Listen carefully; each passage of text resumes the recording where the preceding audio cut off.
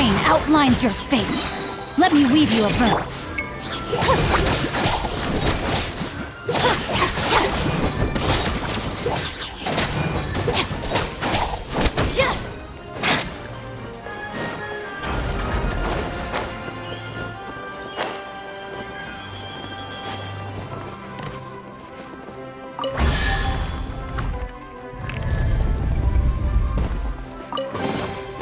All right, this'll do.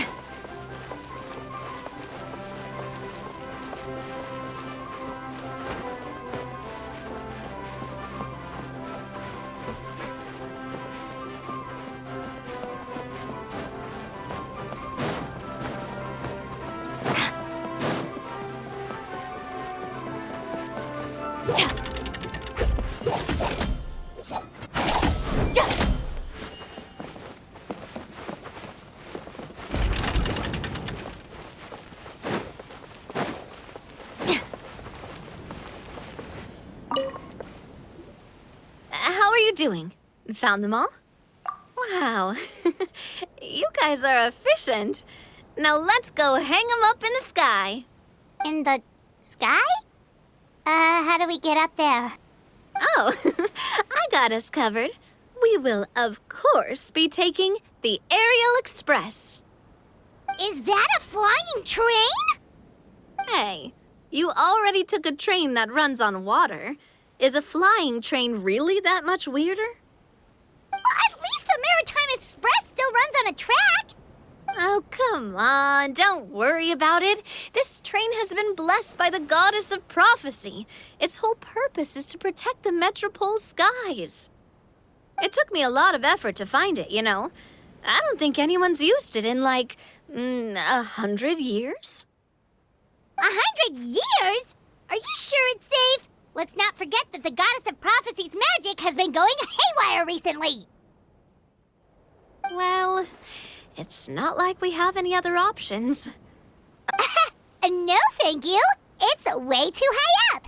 Oh, wait, Nilu. You've got a feel for how magic works here. Can you do your thing and sense if this train is the real deal? I can try.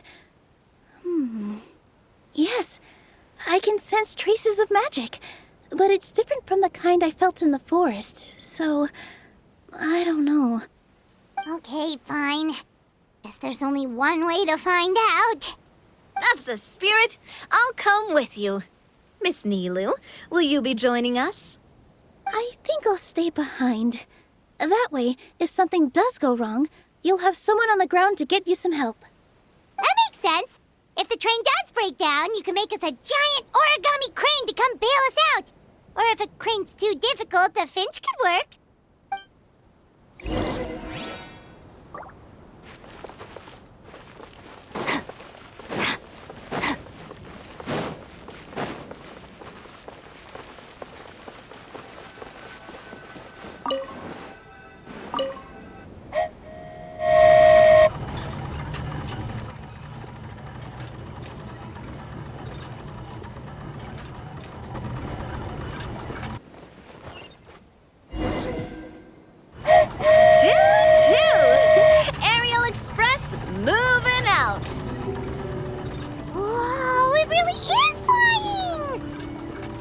What an amazing feeling!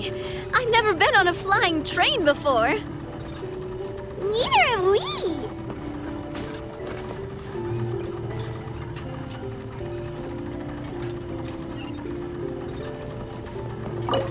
That should do it.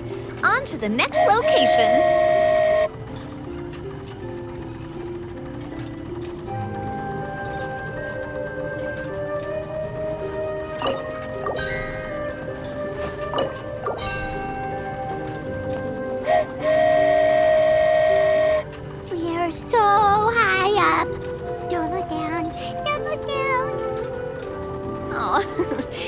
in there, Paimon. The hard part's nearly over. After that, it's downhill all the way. Don't say downhill all the way! That is the last thing Paimon wants to hear!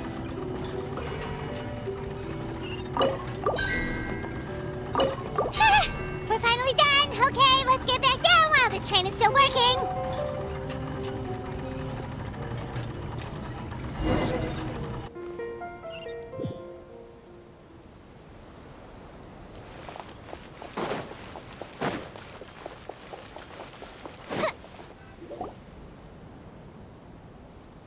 Great job!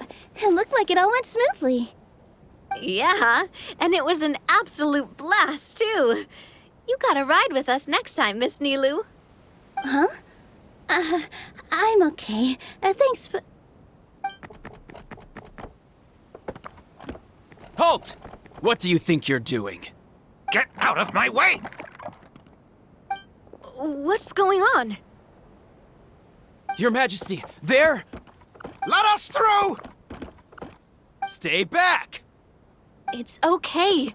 Let them through. Tuh.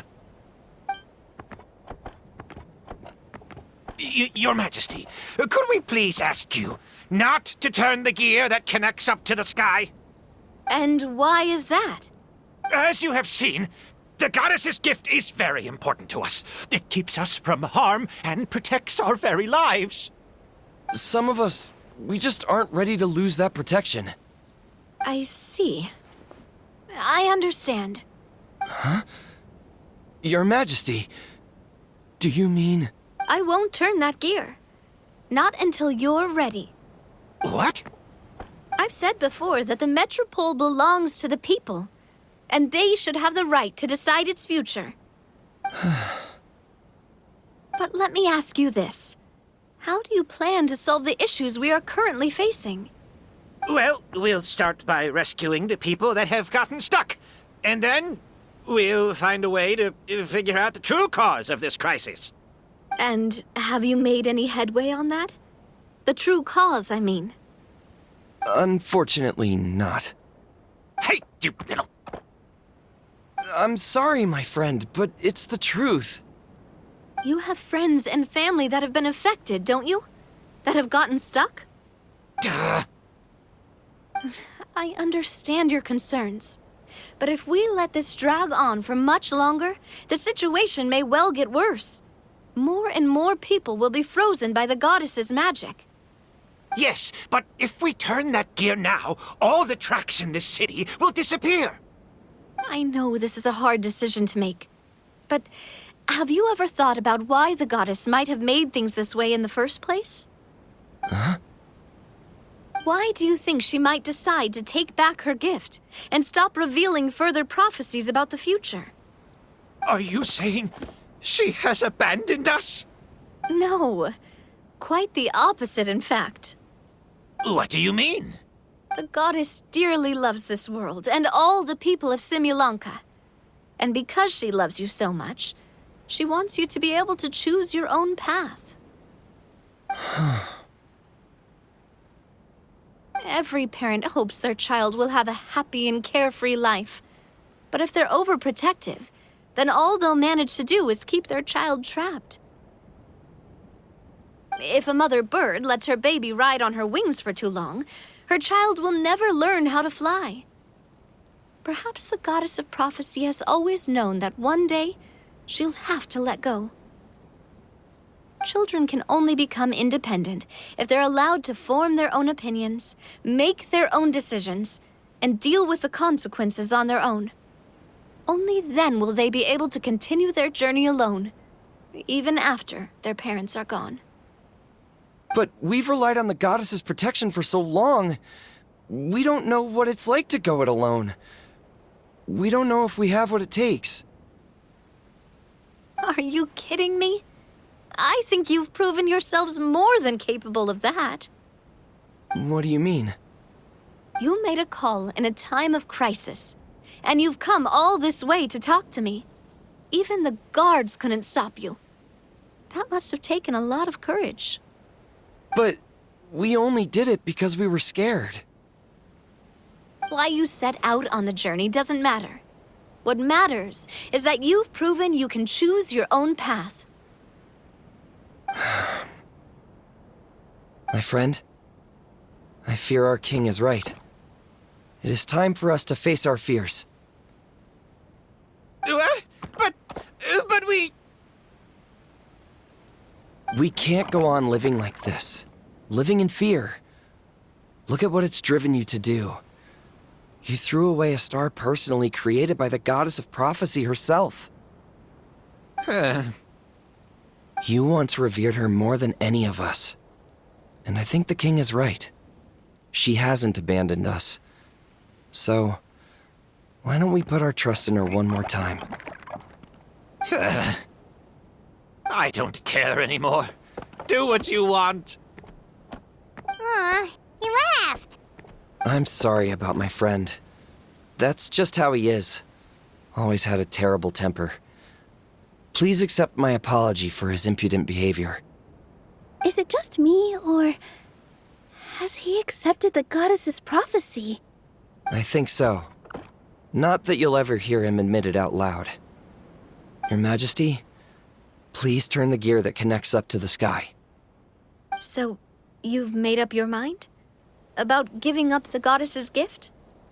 Yes, I've made up my mind. But maybe losing the gift isn't what this is about anymore. Because we've gained something too. You have given us courage. Well said. I am proud of your decision. Now, gather around, everyone, and join me as we make the night sky of this wonderful city turn once more.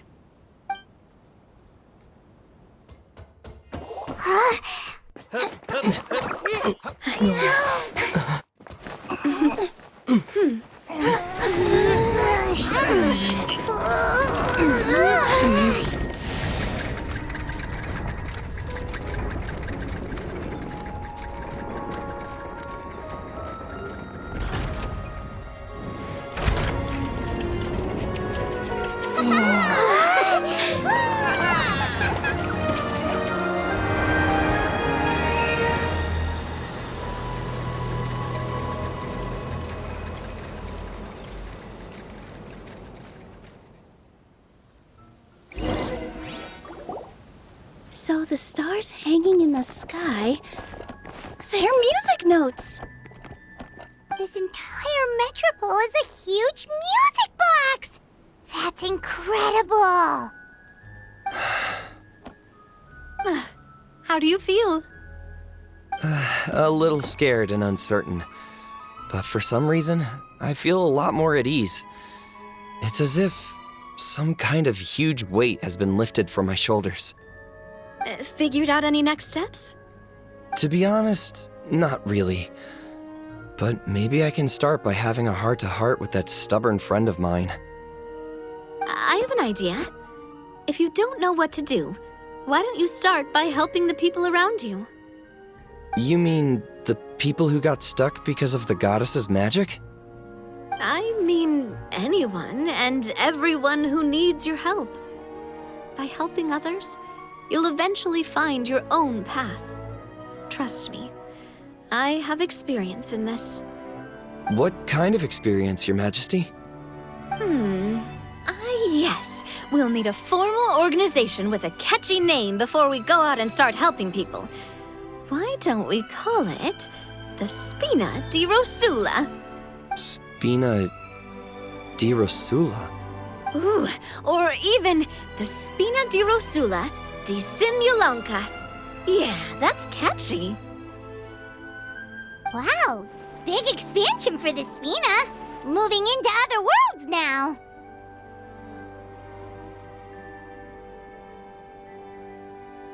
Spina di Rosula.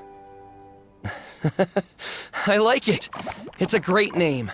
Let's do as Your Majesty suggests. Well then, how about I appoint you as the head of the Spina in Simulanka?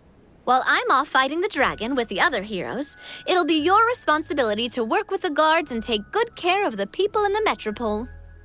What? You're planning on fighting the dragon? But no, Your Majesty, you must reconsider! He's right. Your Majesty, you can't. How are you two on the same side all of a sudden? Perhaps Your Majesty is unaware of this. The great dragon suddenly broke out from the Titanium mines one day and tore the end of the world to pieces. After that, it spat out a strange fog that surrounded a whole island. No one knows what lies beyond the fog, and no one knows what has become of that poor island. Before Your Majesty arrived, we dispatched many soldiers to fight the dragon, but none came back alive. Yikes. Sounds worse than we thought. Isn't that all the more reason for us to go? There could still be guards trapped there, waiting for someone to rescue them. King Navia is right. We cannot simply stand by and watch as the people of this world suffer. Very well. Though I have not served by your side for very long, Your Majesty. 2 days is enough for me to have learned that once your mind is set, any attempts to change it are futile. You're a pretty good judge of character. He probably didn't mean that as a compliment. Since you're serious about this, I won't try and stop you. There's only one way to reach the end of the world, and that's by taking the Maritime Express. Oh, right. So there's a line going there too? Yes, it was originally built to serve the workers commuting to the Titanium mines, but it has been abandoned since the dragon attack. I'll tell the conductor to wait for you at the platform by the side gate to the Metropole first thing tomorrow morning. You're embarking on an extremely dangerous adventure. Please be careful, Your Majesty and friends. Oh, thank you for your concern. While I'm gone, I leave the Metropole in your capable hands. Yes, Your Majesty. Just call me boss from now on. That's what everyone in the Spina calls me, and it's what I'm used to.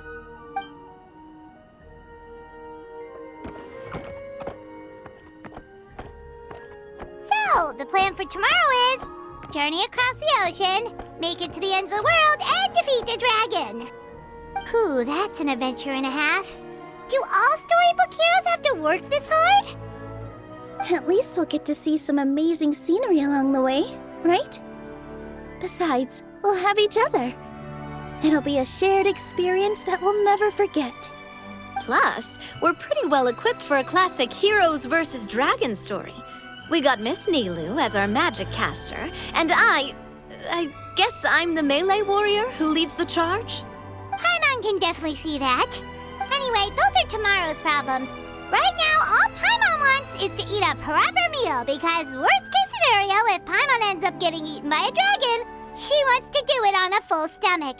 And something about the end of the world doesn't sound like a great place for food options.